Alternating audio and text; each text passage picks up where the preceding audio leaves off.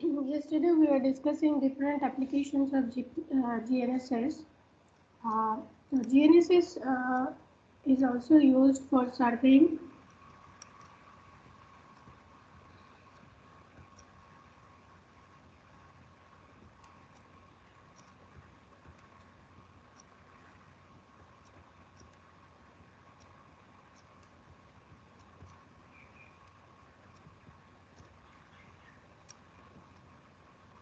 And mapping.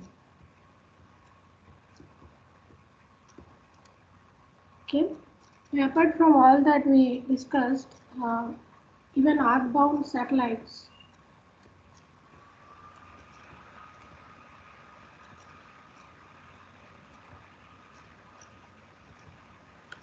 use GNSS to determine their position in orbit.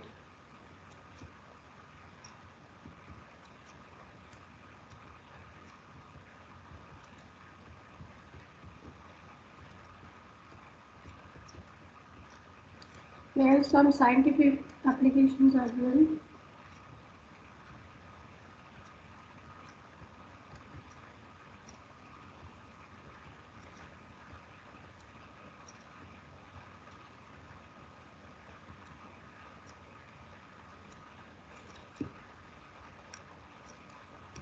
For example,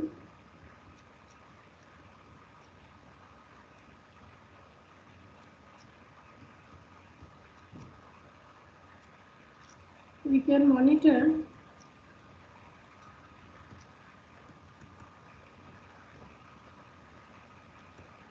tectonic plate movements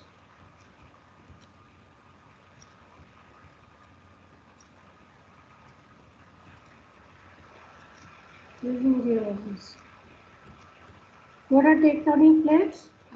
Now we know that Earth's upper crust is formed of tectonic plates, and when they collide with each other, bump into each other, uh, earthquakes can happen. Even at the edges of the two plates, so energy can release from inside and cause earthquakes. So by monitoring the tectonic plate movements, we can have some ideas of when earthquakes can occur. Okay? So it's important to find this out. Then GNSS can also be used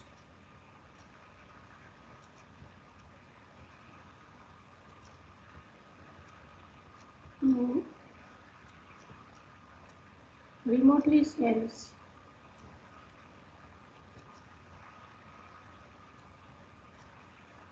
the Earth's surface,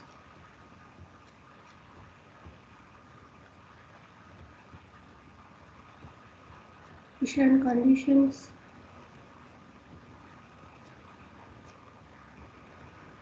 etc. So this is called GNSS reflectometry.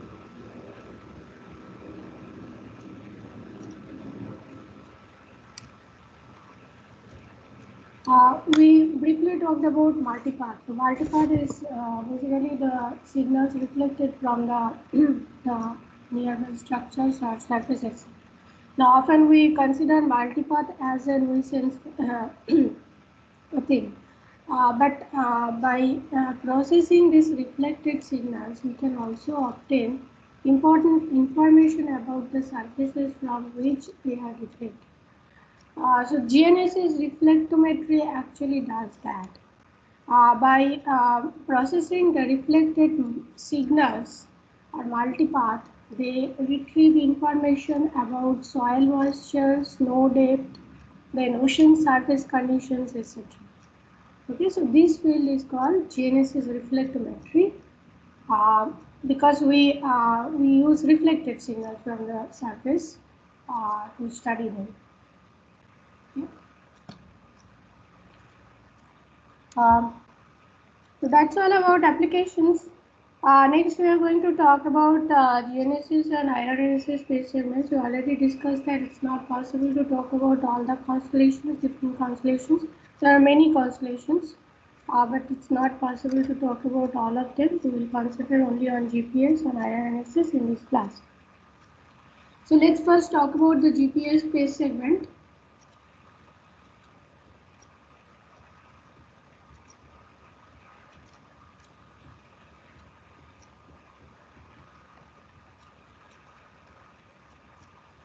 As we know, the space segment is a constellation of spacecraft orbiting the Earth.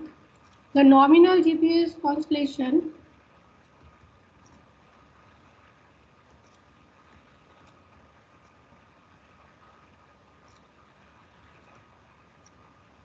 has 24 satellites.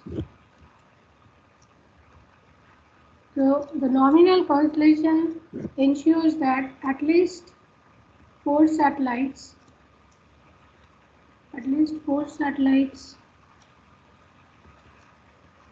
are visible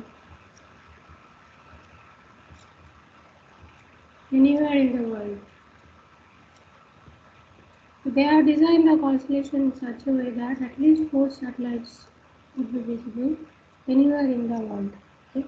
So 24 satellites are arranged in 6 orbital planes in such a way that at least 4 satellites are visible anywhere in the world. But considering all the spare satellites,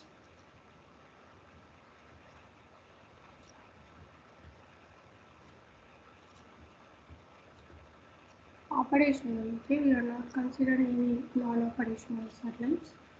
All spare and non-operational satellites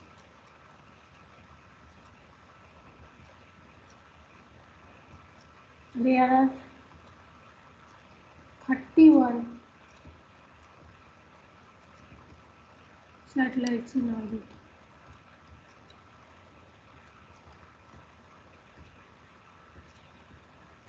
Now this actually varies, okay?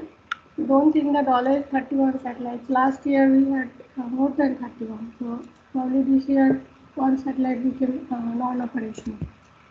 So at present there are 31 operational satellites, and this includes the nominal constellation as well as all the spare satellites. Satellites are in mid-Earth orbit, middle Earth orbit.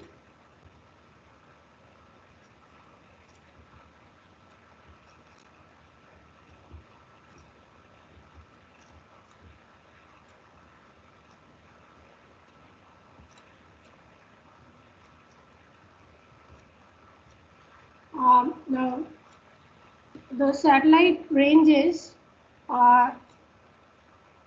change, okay, as the satellite goes from horizon to zenith.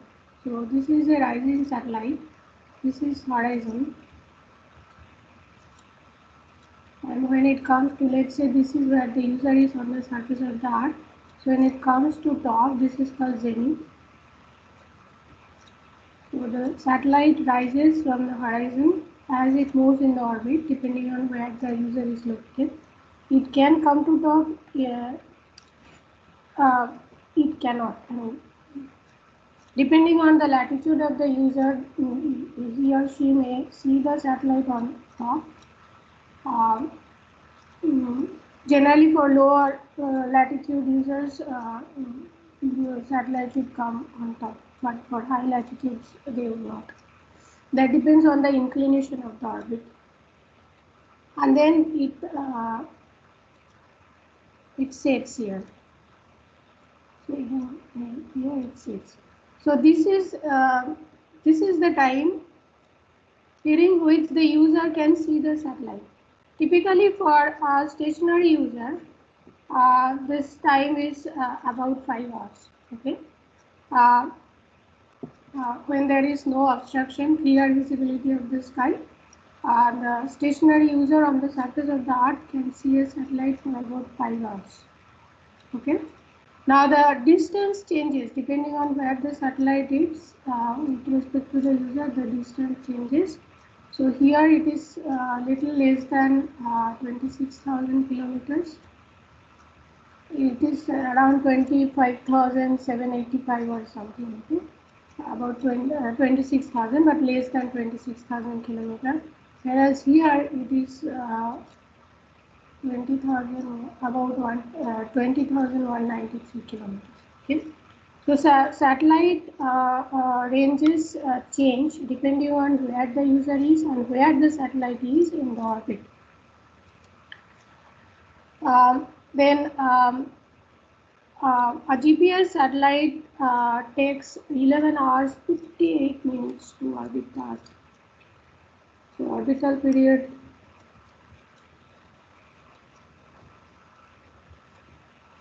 is about 11 hours and 58 minutes. Now this is with respect to inertial observer. So if you can think of an observer at some distant star, okay, which you can approximate as an inertial space, then he or she would see that the satellite orbits the Earth once in 11 hours and 58 minutes.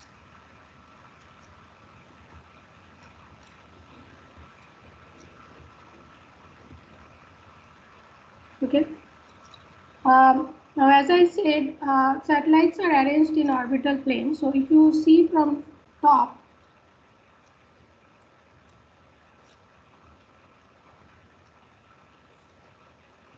there are 6 orbital planes. If you see from top and expand the equator, let's say this is how the Earth looks when we see from top, and then expand the equatorial plane. So, let's say this is the outer circle is the expanded equatorial plane. And then these points are where the satellites cross the equator from south to north.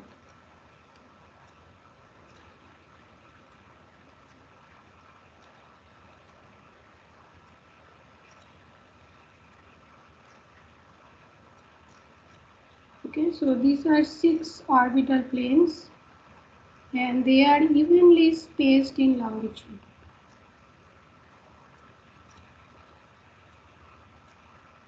So this angle is 60 degrees. Okay, there are 6 orbital planes evenly spaced in longitude, and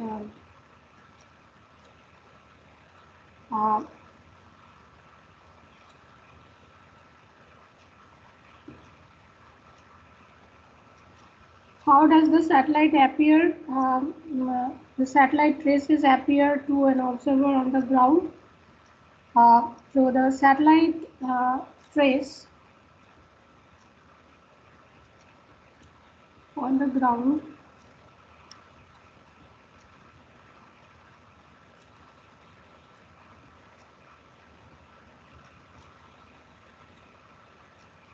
is called ground track.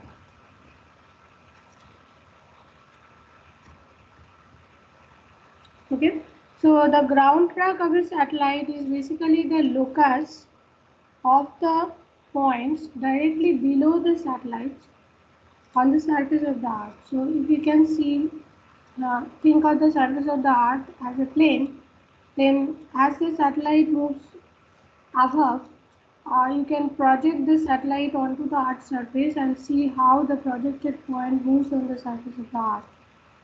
Okay, as the satellite moves. So this is called the ground track.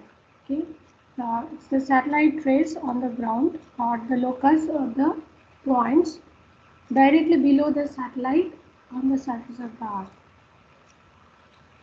Now, in case of a GPS satellite, the ground track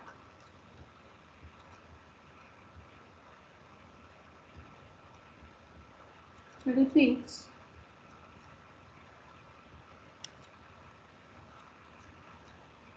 every sidereal day.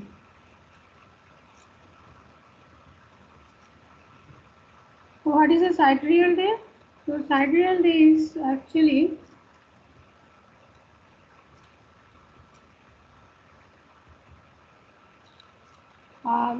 the time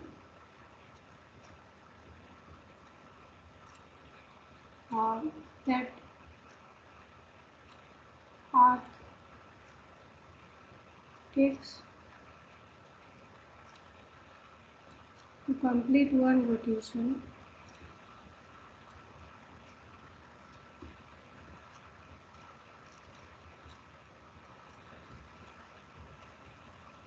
about its own axis.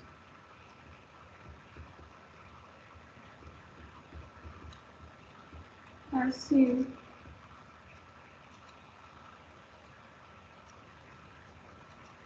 by an observer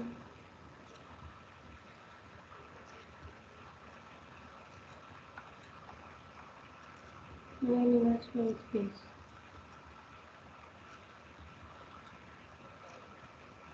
So with respect to a distant star, um, the time that the Earth requires to complete one rotation about its spin axis is a sidereal day. Later we'll see that the length is smaller than solar day. Okay, solar day is longer because the Earth has to rotate a little extra to see the sun at the same position.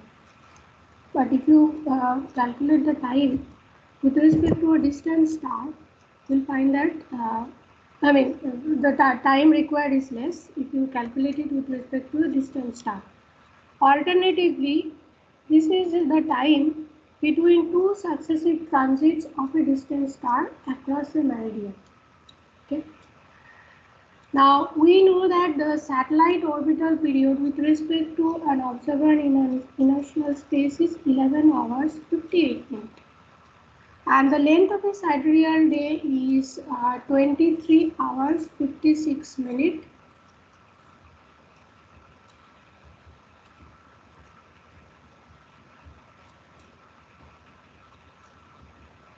And 4.09 seconds. So can anybody tell me how this is possible? The orbital period of the satellite is 11 hours and 58 minutes. And sidereal day is 23 hours 56 minutes. So basically one sidereal day is roughly twice the orbital period of the satellite around the Earth. Right? And we noted that the ground track of a satellite, GPS satellite, repeats every sidereal day. So how is this possible? Do you think it is possible? Or I am saying something unrealistic?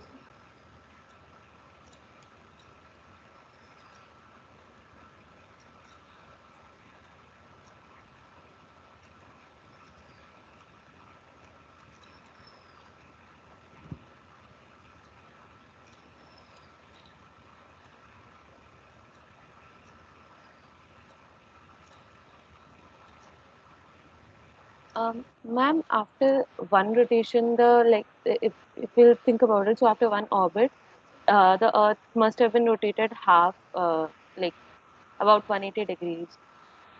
Yes. So probably like because of that, it repeats every sidereal day because for the second orbit, it will be at the same position again. Yes. So suppose an observer on the surface of the Earth sees a satellite. Then when the satellite completes one orbit, the observer is actually on the other side of the Earth. So he does not see the same satellite. Okay, so he needs to come back to the same position after his sidereal day, and then by then the satellite completes two orbits. Okay, and he sees the satellite again. This is why the ground track repeats every sidereal day. Does it make sense to everybody? If you cannot visualize it, ask me.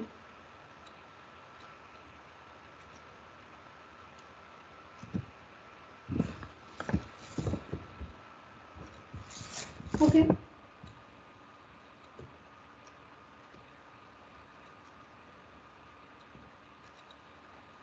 Now GPS orbits are elliptic,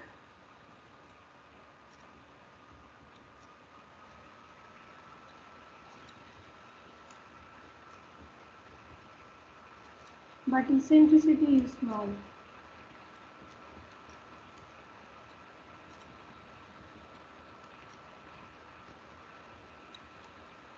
Okay, it is on the order of 0.0004 to 0.02. Okay. Now uh, the inclination, if you think of that expanded equatorial plane, then the angle that the orbital planes make, this angle is 55 degrees. Okay, so let's assume that this is the orbit, okay, of the satellite. There are 6 orbital planes. Each plane makes an angle of 55 degrees with the equatorial plane. Okay. This is why any user below 55 degrees can see the satellite on top. But users above 55 degrees will not see the satellite coming on top. Okay.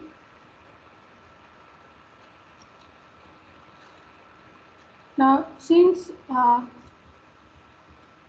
Ma'am, I did not understand this part.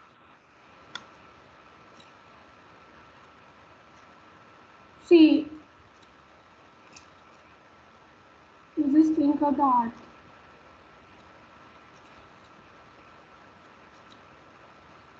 Let's say this is the orbit of the satellite, right? This angle Yes, is ma'am. 55 degrees. So anywhere here, you will not be able to see the satellite coming on top. Coming on top means what? Uh, so only when he is at low latitudes he will be able to see, because you just think of the satellite moving in its orbit and an observer on the ground seeing the satellite. So the maximum at this point the satellite can rise, right? Yes, So in the high latitude regions, so you need to actually visualize. It's difficult to explain this in online classes. You need to visualize this in 3D.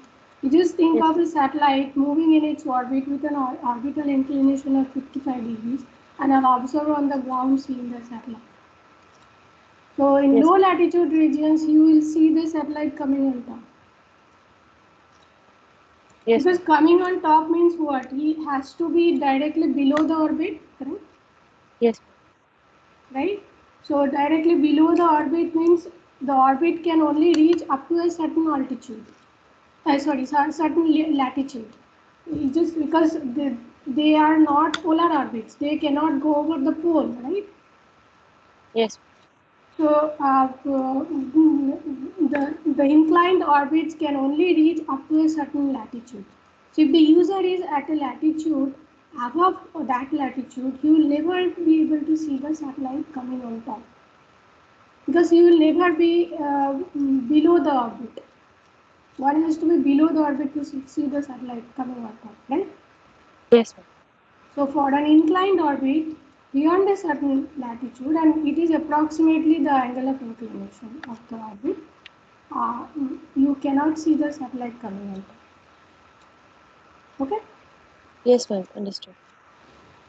Now since the late 1980s, sorry 1990s, GPS has been undergoing modernization.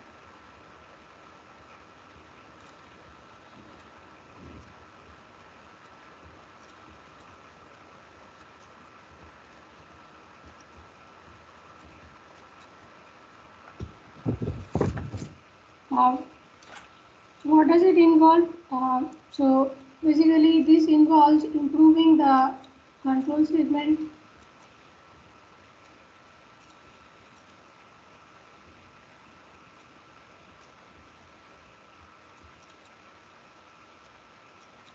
then improving the satellite design,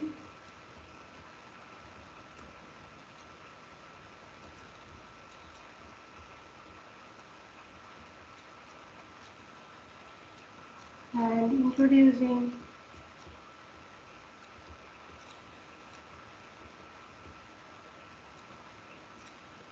additional signals.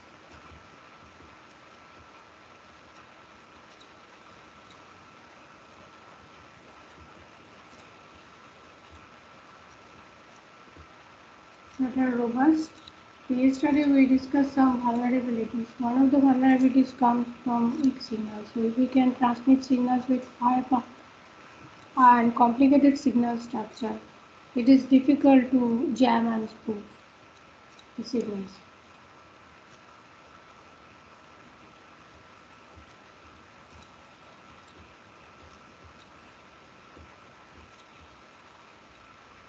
Okay. Um, but different generations of GPS satellites are grouped into several blocks. Each block has its own design, okay, set of signals transmitted.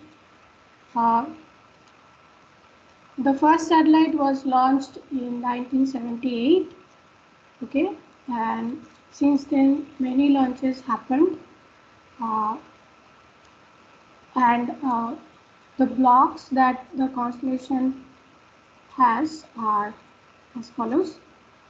Block, actually it starts from 1, but we do not have those satellites operational anymore. Block 1, then 2, 2A. So 1, 2, then 2A. A stands for augmented. So they have 0 satellites actually currently. So none of them are operational at present. Then 2R. R stands for replenished.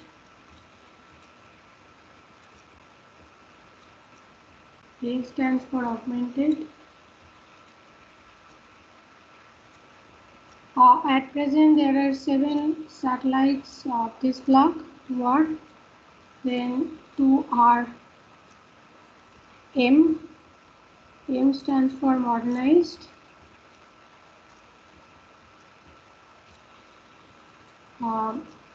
7 satellites of this block are currently operational.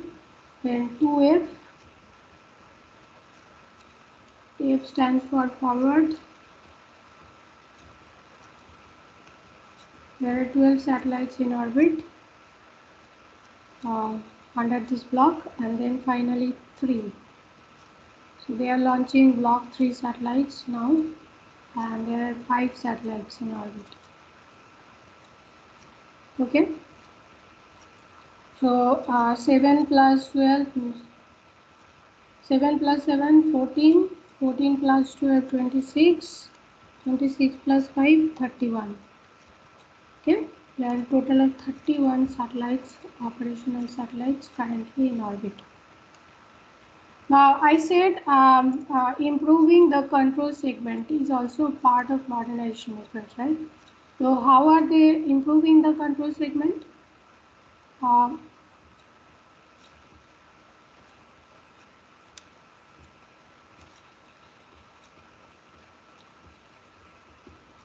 so the control segment is responsible for monitoring the constellation, right? They also upload data.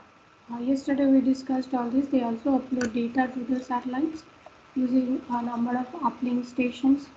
Now, the modernization of the control segment involves improving the ability of the control stations to upload additional data. Okay.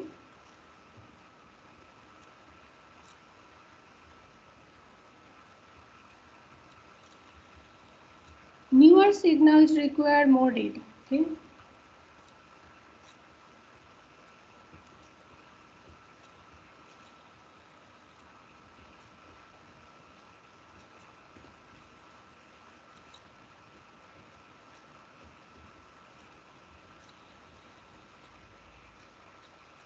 With less upload error, so there could be error incurred while uploading data, so that should be reduced as much as possible, so less upload error. Then the control segment should also have a flexible architecture if they want to add any modules, extend it further, extend the capabilities. They should be able to do it without much difficulties.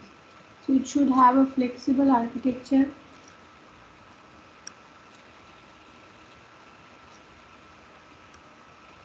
And then it should also be capable of providing better services to the military.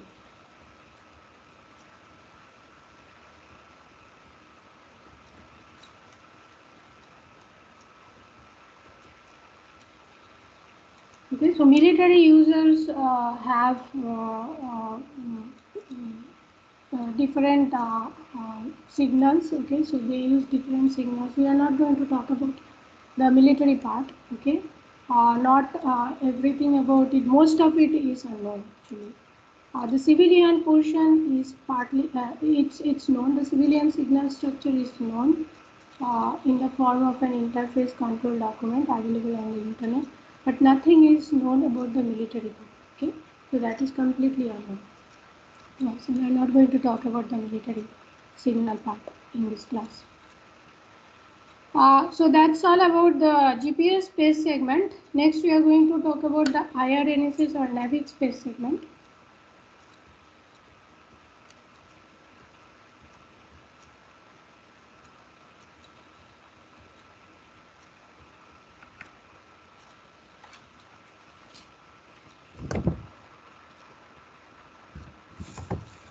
Uh, at present, there are 7 satellites in orbit.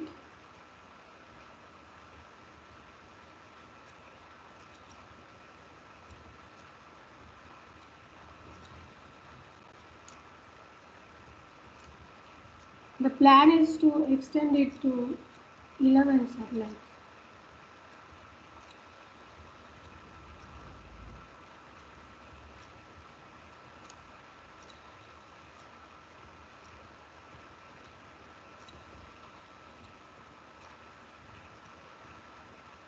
Okay. Of these 7 satellites, 3 are in geostationary orbits.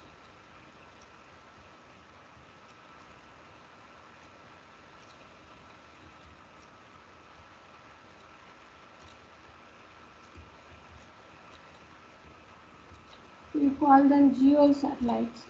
Geo stands for geostationary orbit, and 4 are in inclined geosynchronous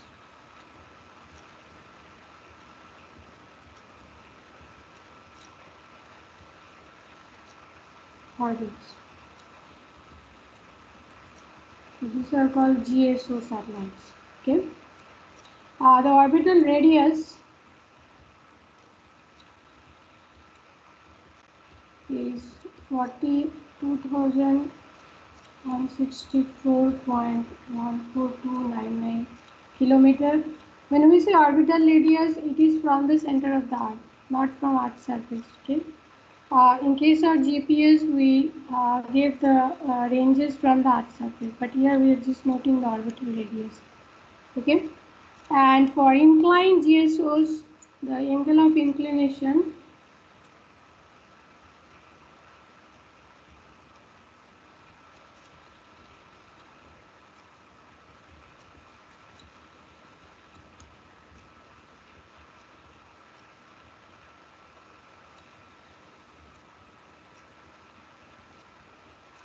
28.9, sorry, 28 point, I think it is 4,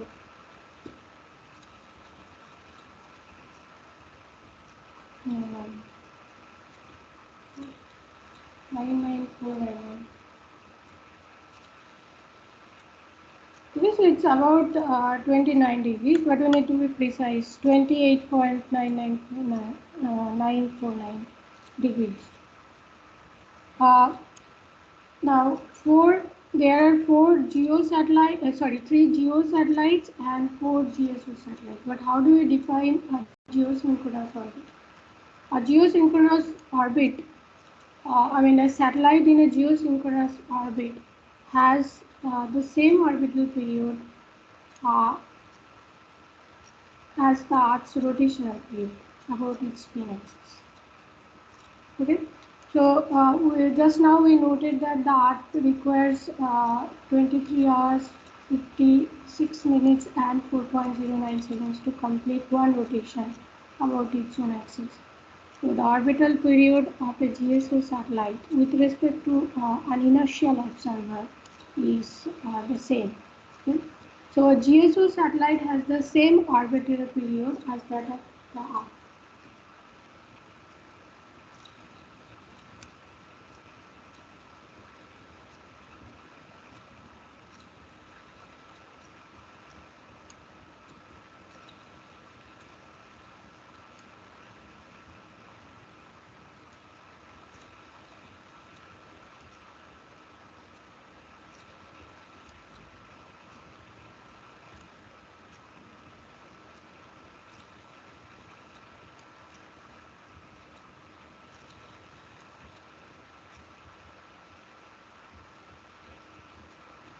Okay. Now, a special case of a GSO is GEO. Okay. The geostationary orbit is a special case of a GSO, synchronous orbit. Okay.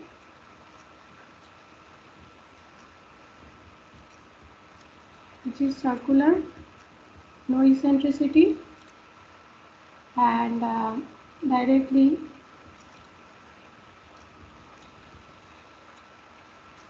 above the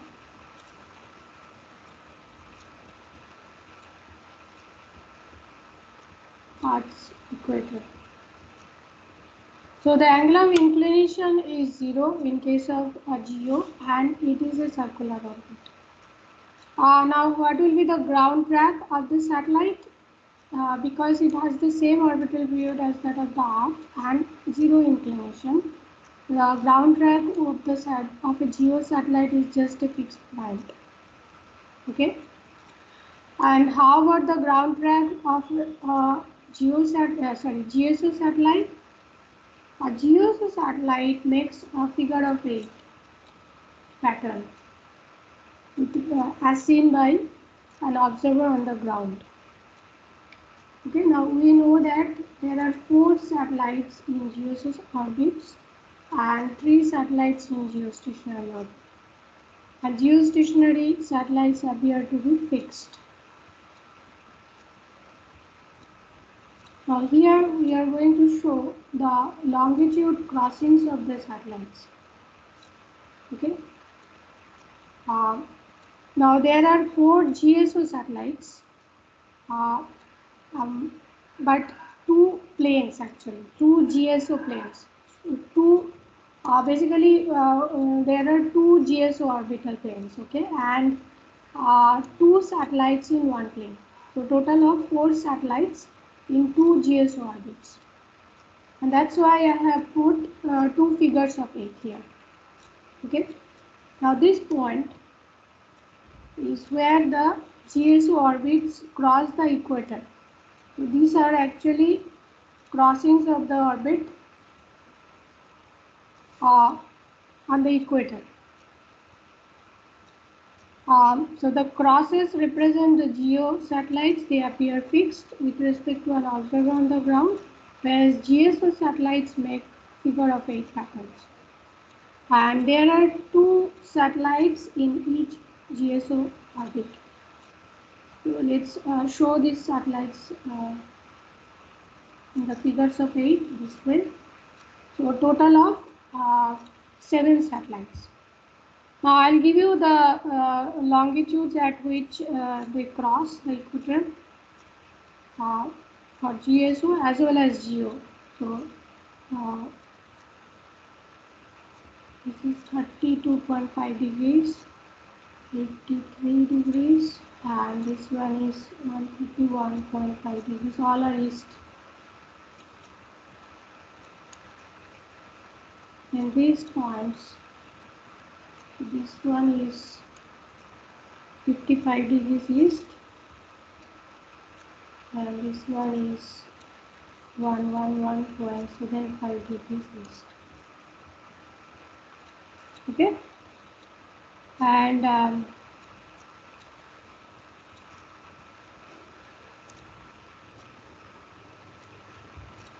total 7 satellites are operational. Uh, so they are denoted as follows: 1A, 1A. I'll talk more about this 1A, 1B, then 1C, 1D, 1E, 1F, and 1G. This is how we identify the satellites. Okay, now 1A actually has failed, partially failed, because the clocks, there are 2 clocks. Okay, generally a satellite has 2 clocks. Okay, 2 accurate atomic clocks are there on board a satellite. But unfortunately, both the clocks have failed. Okay? The clocks were imported from Europe. Now Israel has started designing its own clock, atomic clock. Unfortunately for this satellite, both the clocks failed. Okay, so it cannot be used for navigation purposes, but it has some other uses. Okay. Now to replace this 1A satellite, ISRO uh, launched 1H because already 1G is there at 131.5 degrees east longitude. So they launched 1H after 1A failed, but 1H launch was not successful. Uh, the payload shield of the launch vehicle did not open in time and the satellite could not be placed in orbit. Don't think that such failures are uncommon. Okay? Other countries also had their own failures. So 1H could not be placed in orbit, and then they launched another satellite, 1I, okay, in the same orbital plane. So now 1I has replaced the function of 1A. Okay, so 1I is transmitting signals, 1I is Hindi as of now, transmitting signals. But 1A is not completely useless. Okay, now uh, the satellites also have a provision to broadcast short messages. Okay, we talked about navigation data, so there is a provision uh, for sending short messages through the navigation data. Now 1A is now being used to send such short messages. Okay, 1G is another satellite which is operational, sends healthy signals, but it is also used to send such short messages. Now, how these short messages are helpful? Any receiver on the ground, NAVIC receiver on the ground can decode these messages. Once it processes the signals, it can decode these short messages, and then using a link, the system can broadcast these short messages to the desired local communities. Okay, so for example, last year I saw a paper where some researchers in Osmania University decoded such messages from one of the two NAVIC satellites, and the messages were intended for fishermen. They included advisories and updated information for the fishermen, so they could actually broadcast these messages in real time to the fishermen. Okay, so although one has failed, it is not completely useless. Um, okay, that's all I think about the IRNSS space segment. Next, we are going to talk about the definition of satellite orbits.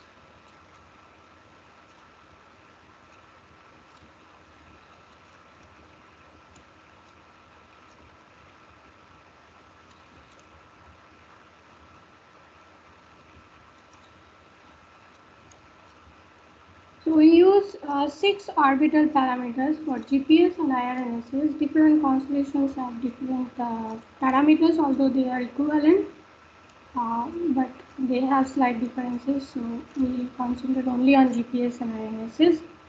Uh,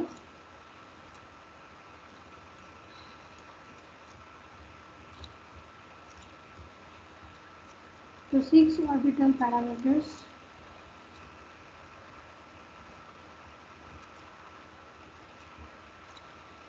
They are also called Keplerian parameters.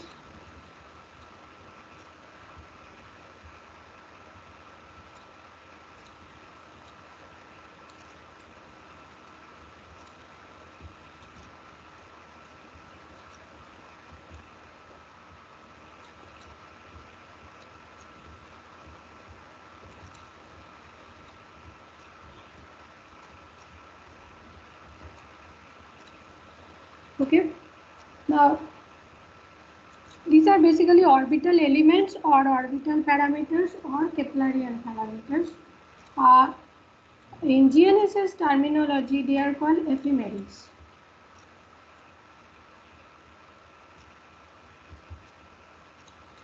Okay, singular is ephemeris. This is singular.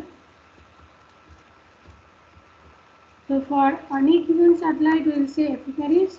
For multiple satellites, we will say epi. This is H. Okay, ephemeris. This is plural. Okay, ephemeris of a satellite, ephemerides of multiple satellites. Okay, so ephemeris is basically Keplerian parameters or orbital parameters defined at a particular time. Since the satellites move in the orbit and the orbit can change with time because of orbital perturbations, it is important to associate time with the parameters.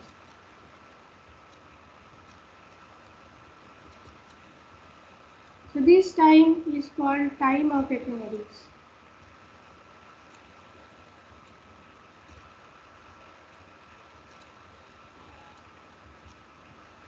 TOE. Okay. Now the orbital parameters or Keplerian parameters are determined by the control segment using the range measurements from the monitoring stations, or ranging stations. This we discussed yesterday. And then they after post processing the data using sophisticated algorithms, they determine the orbits, okay, the orbital elements, Keplerian parameters, and upload to the satellites. The satellites broadcast the Keplerian parameters in the navigation data, okay, and the time is also provided. Time of ephemeris is also provided. Generally, the Keplerian parameters remain the same for period of 2 hours. Okay? Every 2 hours, the orbital elements are changed for GPS and other analysis. So, what are these 6 orbital elements or Keplerian parameters? So let's draw an orbit. So orbits can be elliptical or circular. Okay, but in general, we will consider an elliptical orbit because a circle is a special case of an ellipse. So let's say this is where the Earth is. So these are two foci, and the Earth is at one of the two foci. And then this is the point of perigee, the nearest point from a focus, and this is the apogee as far as the Earth is concerned. This is where the Earth is. Now, the first two parameters actually define the orbit shape.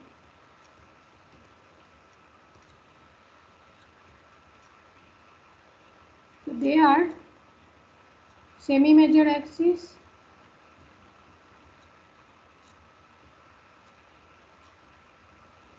denoted as A.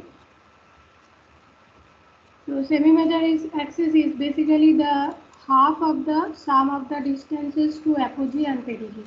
You consider this distance and then this distance, sum them and divide by 2. So half of that distance, half of the sum is actually the semi-major axis. And then the second one is eccentricity.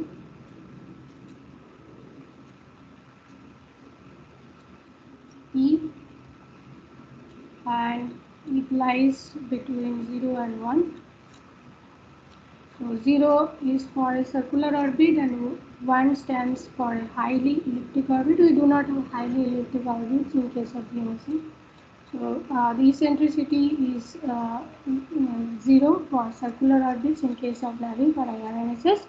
And then for GPS, I gave you the order of values for eccentricity. So it's somewhere between 0.0004 and 0.02. So nearly circular but not exactly circular. For navigation purposes, we need to consider the eccentricity. Then the orbital orientation is given by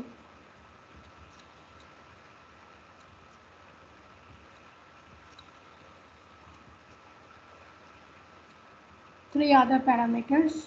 So the first one is the longitude of ascending node.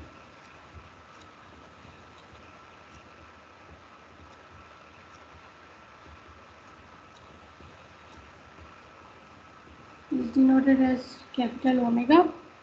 So how do we define the longitude of ascending node? So let's assume that this is the expanded equatorial plane, okay, and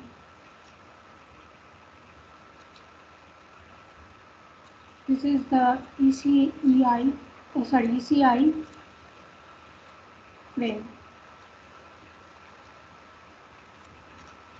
Okay, this ECI frame in case of GPS and IRNSS is defined at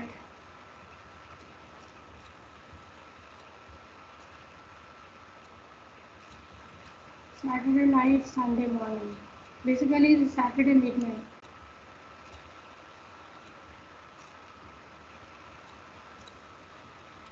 So every week we need to consider basically the Saturday midnight and Sunday morning, that time, okay, uh, to define the ECI frame, okay. And then the longitude of ascending node. So let's say at this point the satellite, so let's say the red line shows the satellite orbit, and at this point the satellite crosses the equator from south to north. This point is called ascending node, where the satellite goes from below to top, okay, from bottom to top of the equator. Similarly, there is one point where the satellite crosses the equator from north to south. That point is called descending node. So this is descending node. I am putting D, and this is ascending node. Okay. Now, what is the longitude of ascending node or angle of ascending node? Angle of ascending node is basically the angle of this point, ascending node A, uh, with respect to the ECI x-axis on the equatorial plane. So this angle is the longitude of ascending node. And which ECI frame do we consider? We define the ECI frame uh, at Saturday midnight and then Sunday morning, so of every week. Okay. So this is the longitude of ascending node. Next one is inclination.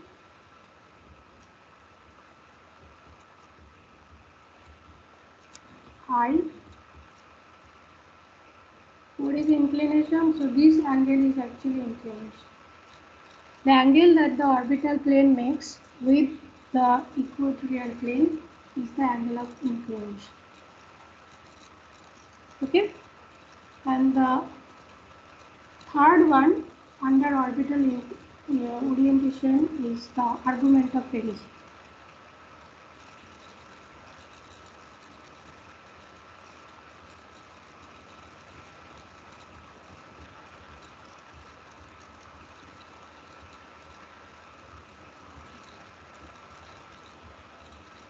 It's denoted as small v.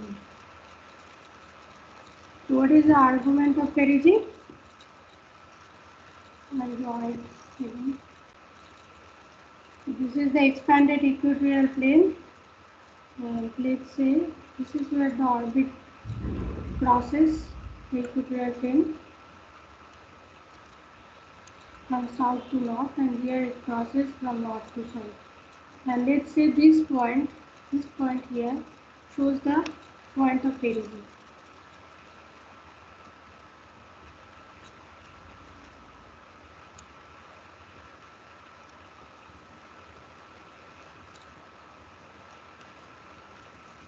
Okay. This is the art center, and this is ECI x-axis. So this angle on the equatorial plane is the longitudinal ascending node. Then the argument of perigee is basically the angular distance of the point of perigee from the ascending node in the orbital plane. So this is the ascending node. Okay. And then the argument of perigee is the angular distance of the point of perigee from the ascending node determined in the orbital plane.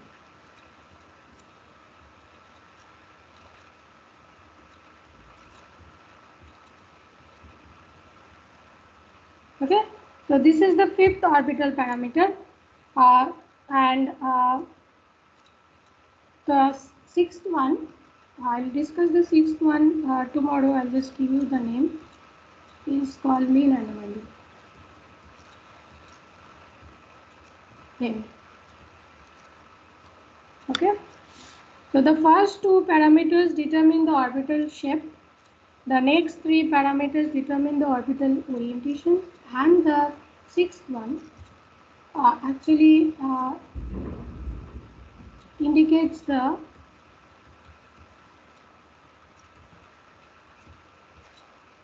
satellite position in orbit.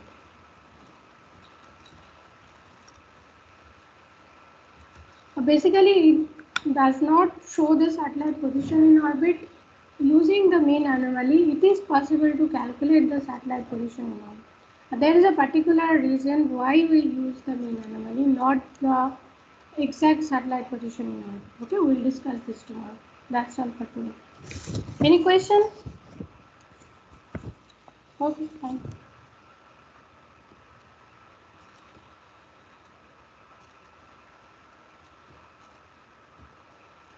You can leave now if you do not have any questions. Thank you, ma'am.